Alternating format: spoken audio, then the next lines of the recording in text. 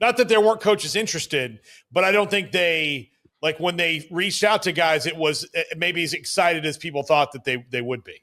Of course, because when we talk about what I just said with comfort level and not rocking the boat, when you look at what Penn State did, and this is not necessarily meant to be a huge defense of James Franklin, but they fired a guy who took them to the college football playoff semifinals. He took them on the doorstep of the national championship game. Coaches pay attention to that. And if you are in that type of pressure cooker, it's really hard to live up to that. I think that's a big reason why Matt Rhule ended up not deciding to pursue that job, because that was the name that you heard off the bat was, hey, Matt Rhule is tight with Pat Kraft, obviously played there and has history there at that program. And I know Nebraska season hasn't gone quite to what people hoped it would be, but I think Matt Rhule probably looked at that place and thinking to himself, wow, if they fired that guy with that record and that success, what are they going to do if we take a few years to get this thing going?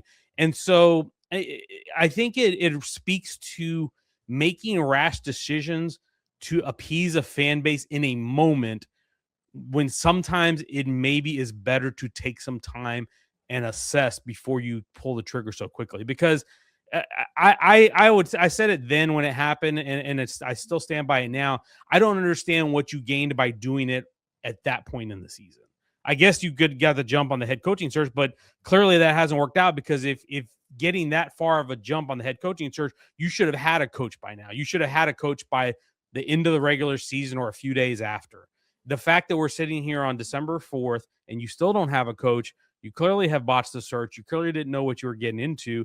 And I think this reactionary, rash decision-making that we see, which is a byproduct of the era we're in and the instant gratification that the fans want, I get it. These guys are highly paid and you want them to succeed. But it wasn't like the program was falling apart. They had a really tough stretch for 3 games there.